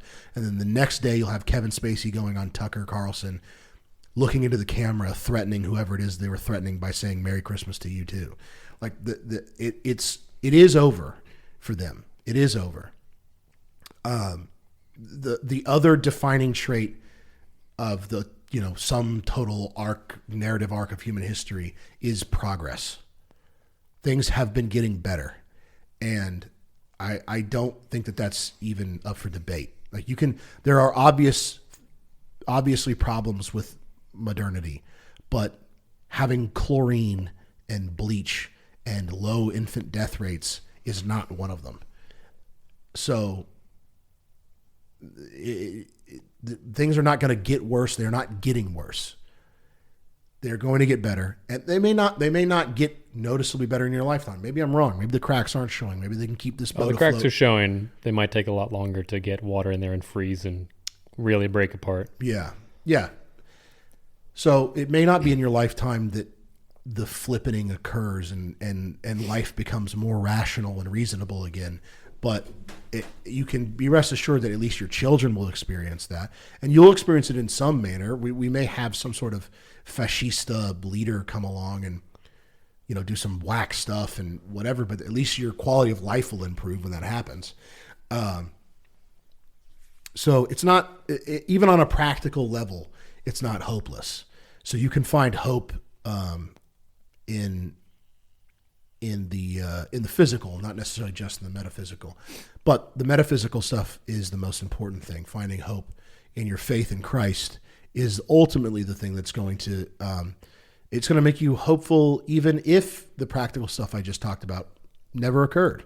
If your perspective is eternal life and not just this finite life that we're living right now before we die, between birth and death, this is a very brief time. Yeah. And if you change your mindset to go, I'm just working here and doing the best I can and glorifying God by being content with my circumstances and working to better myself and those around me and raise my family faithfully, that is purpose, and that will carry you through. Faith will carry you through the hardest of times, as it has for everybody since the beginning of time. Yeah. There's a lot of encouragement to be found in reading the Old Testament and how lousy things were and how difficult things were for Abraham.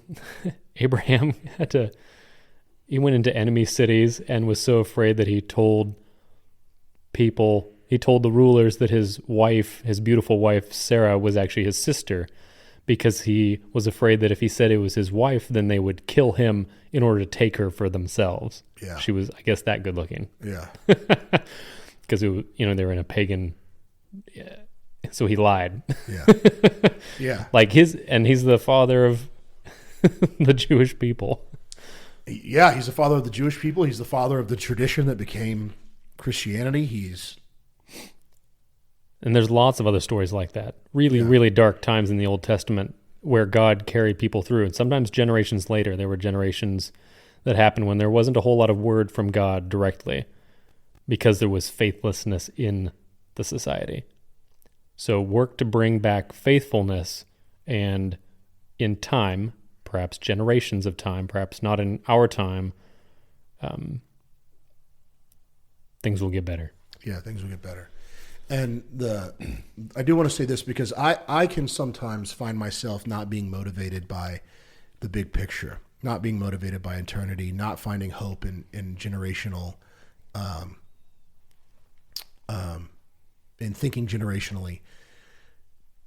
One of the things that motivates me, though, is the idea that is not thinking generationally, is not thinking long term. It's thinking now. What is right? What is right? And you can find tremendous fulfillment in the suffering that is generated from doing what is right in the moment. I think about, a lot of the times I think about the cavalry charge from Rohan on Palantir Field, whatever. The final battle at Gondor with Sauron, the whole thing, and Theoden is getting ready to do a cavalry charge that is effectively suicide, and but it's the right thing. But it's the to right throw thing yourself to do. Against the horde of evil. Right, it's the right thing to do, and he goes and says, "Ride now, ride for ruin, ride for whatever," and then they just start chanting, "Death, death," and then they charge.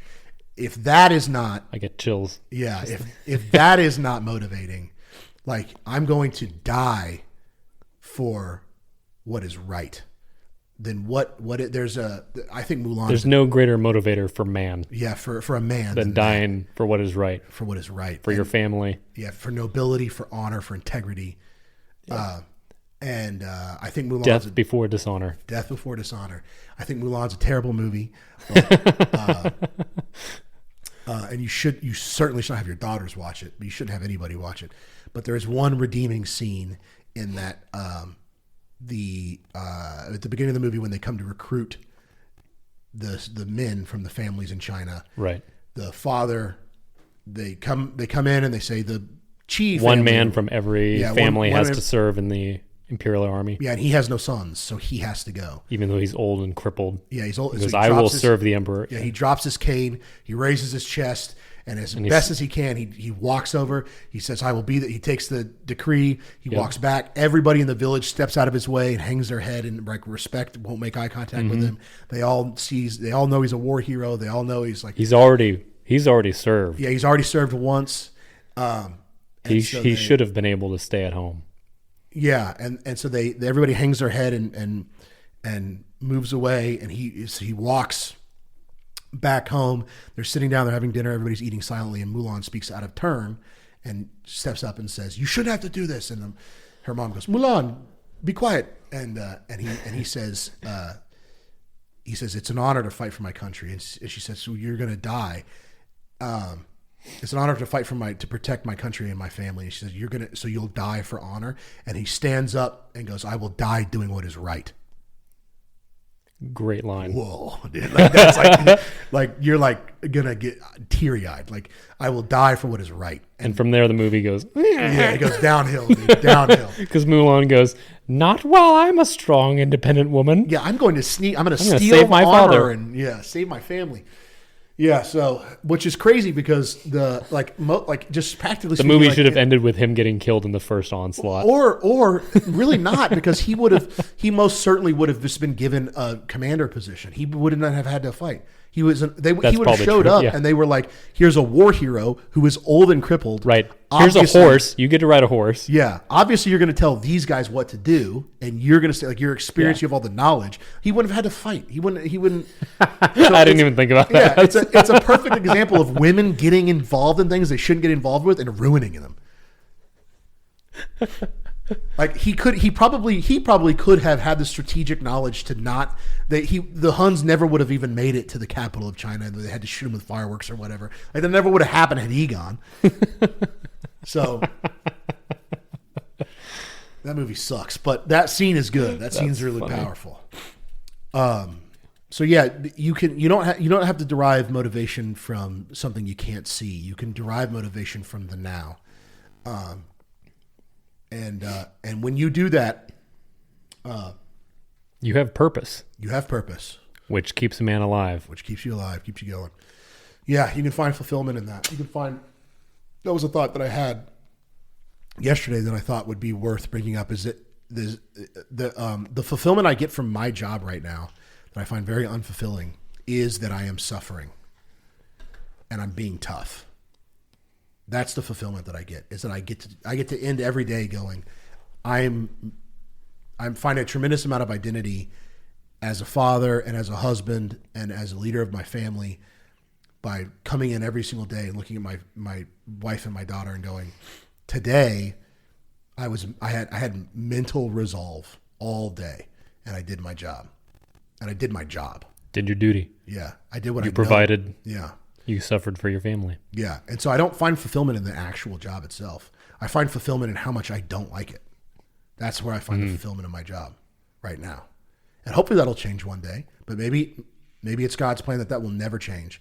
And if that's the way that it's going to be, so be it. Death. Ride for ruin, baby. Death. Well, that's 2 hours. I think that's a good place to bring it to an end. That's 2 hours, man. 2 hours, 1 hour and 52 minutes. When I edit it down, it'll be 1:45 maybe. Yeah. Yeah. How do you feel? Feel pretty good. Good. Anything else you want to add on? I guess I would kind of like to go back to the skill building a little bit. Okay. Because we went away and said that's not how you get hope. Yeah. However, I like to have practical directions forward. Yeah. So we talked about faith. Yes. Now that's the first thing you need to get in order. We talked about deriving satisfaction from suffering and doing something you don't like, building toughness, doing the right thing, even when it's difficult. I guess I would go back and say that skill building is still important. I don't want to erase over what we said. I want to clarify, make sure we're not erasing over and saying getting up and going to the gym and building skills. While that in and of itself is not going to give you eternal purpose, that's still essential for you being successful in the long run and for making your children successful or for even attracting a mate.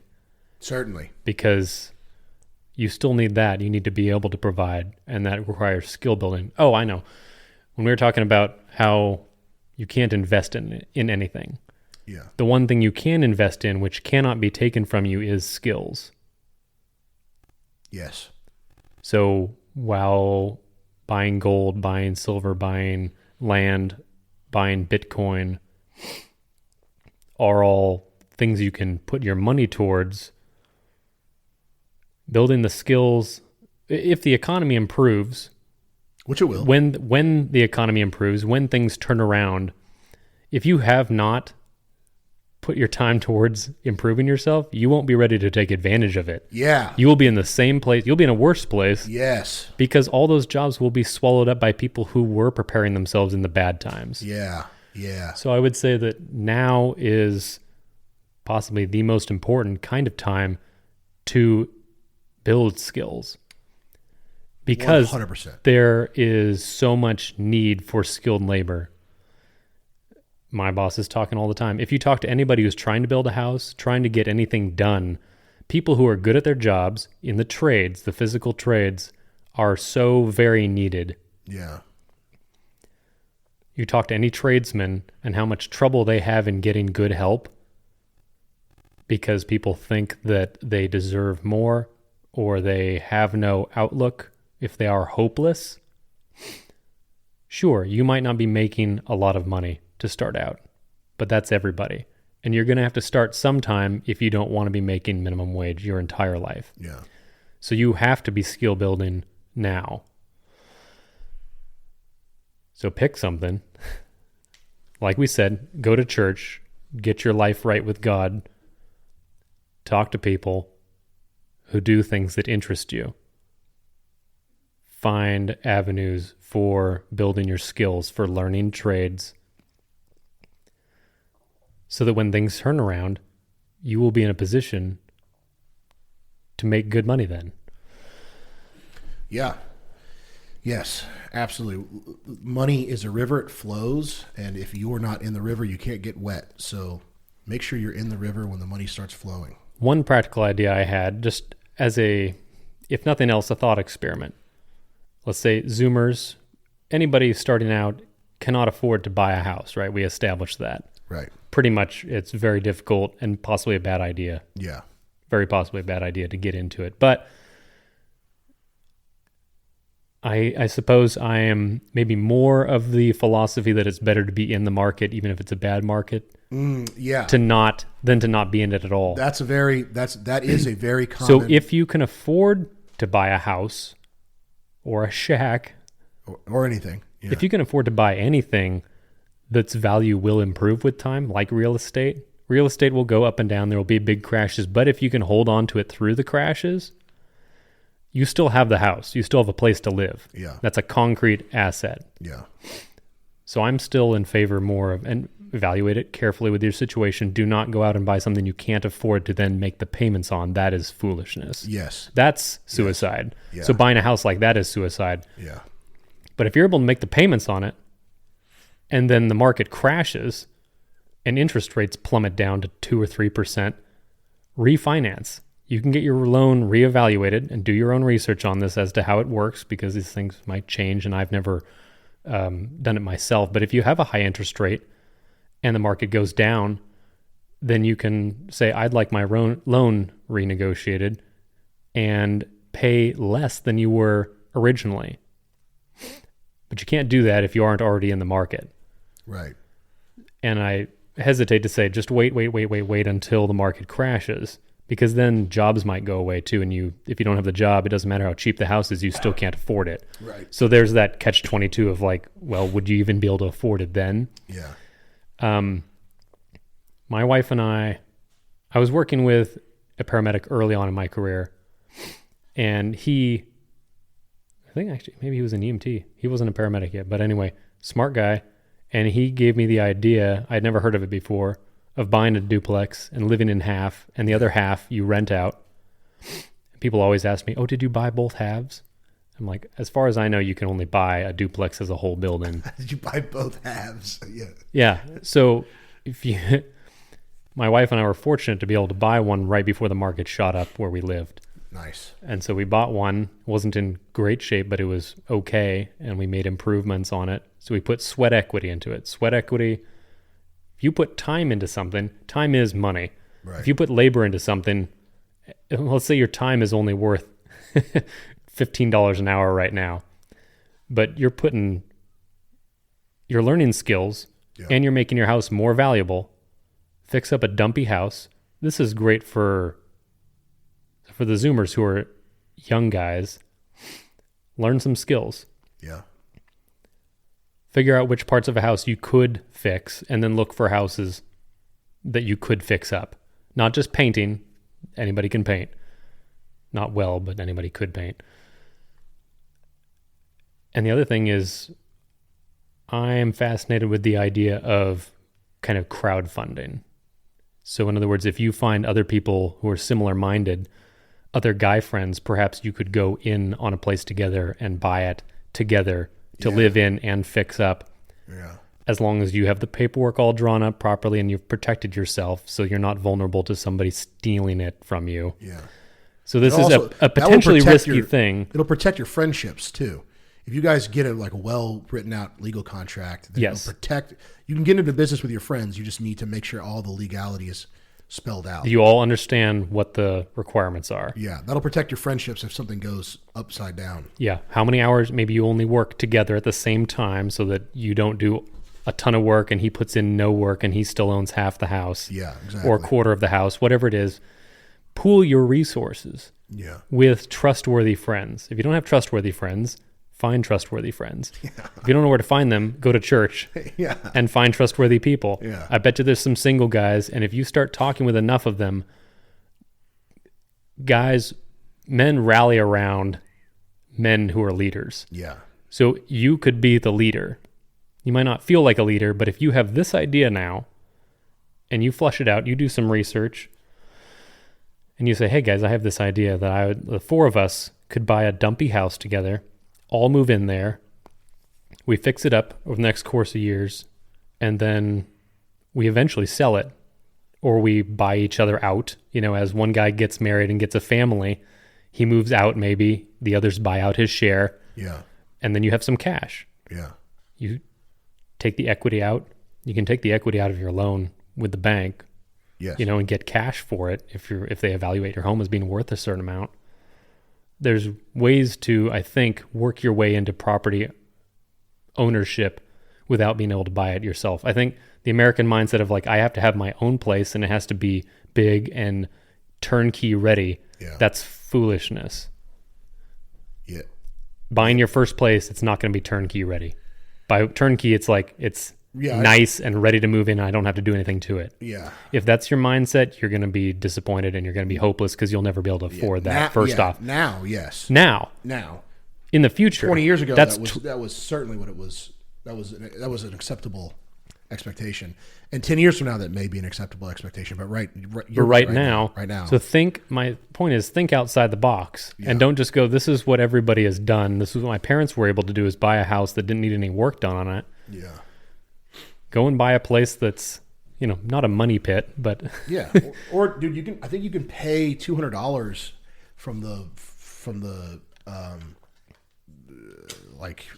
I think it's literally called the Timber Frame Institute. For $200, they'll send you. This is exactly how you do it. For $600, you can come up here and we'll teach you how to do it in our facility, and then you can build the timber frame house. They're super easy to build, and then just pay an electrician to come in and do all the electrical stuff. And then plumbing's not that hard. Plumbing's pretty easy. You could build a house by yourself. build a house with your friends. Yeah, build a house with your friends. Yeah. And maybe if you have, like I said, big group of people, somebody might have some land they're willing to let you build on. Yeah. Maybe they're willing to sell you a quarter of an acre off the corner of their lot. Yeah. And you build a house on it, and that's your first house. And make it small. Yeah. Make it modest. Yeah. You're 23. Make it out of, whatever building materials are not the most expensive at the time. Yeah. And buy it a bit at a time. Yeah. And work on it when you're not working at your job, building other skills. Yeah. So you're building your skills at your work, whatever it is, and you're building your house and building equity in your free time instead of playing video games or, drinking. Although playing video games and drinking can be fun. It can be fun. Just do it in moderation. Yeah, in moderation. The one thing I wanted to say in agreement with you is that idea is that's like an old Warren Buffett adage that time in the market is better than timing the market. Mm-hmm. So even if you know that the housing market's going to crash, it doesn't necessarily mean that it's a good idea to buy into that market, but it can be if you do it correctly and you know what you're doing. If you know your risks. If you know your risks, then it can be a good idea. Content suggestion. There's a live stream, and I don't know when it comes on. I always watch it. I always watch the VODs and the clips. But it's Scuffed Realtor with Nick Rochfort. Scuffed Realtor. This is from the salt of the earth guy that did it from the ground up. Who people send him houses on Zillow. Yeah. And he just is like, this is why this sucks. This is why this sucks. This is why you can't buy this house. This is what they're doing. This is their strategy. This is what the real estate company's trying to pull off here. The bank's trying to pull off. He knows the market really well. And so he just spells out. So you can watch that stream and get a really good sense of how to get creative about market entry when it comes to real estate. He's a really Scuffed Realtor. Very informative stream. Yeah. Go to buying houses that aren't for sale. Is another thing. Yep. Finding houses that people would like to get out of, but haven't got it together enough to actually put it up for sale or don't see a way out. If you can get a loan on the house, if it's not so bad that you can't get a loan on the house, there's also loans, rehab loans, where they'll factor in a certain amount for certain repairs, where the bank knows that, so they factor it in and say, okay, it requires $20,000 for roof to replace and a couple of other things to make it loan safe, basically, that they're comfortable loaning it to you, and they'll add that to the mortgage. So you get those repairs done professionally before you move into it. Yeah. That sort of thing. So there's ways to get into the market. Look for ways. Yeah, look for ways. There's lots and lots of content on real estate investment. There's lots Tons of of it. There's lots of hope. So fill your time with that sort of thing. And we talked about cumulative just knowledge gained from watching YouTube videos about these things, you know? Yeah, it is. And that's another thing that I do want to say. Like, I don't want to sound like I was being pessimistic when I was saying that a welder has to know about these other assets and that's unfair. While it is unfair, the point I was ultimately trying to make is that when you do know about these things, that's when you can make it a conscious decision to have hope, to have faith. And even though like the knowledge, the requirement for knowledge has never been higher, the availability of that knowledge has also never been higher. Yes. Like you can get yourself a college degree on YouTube for free. It's crazy. For real.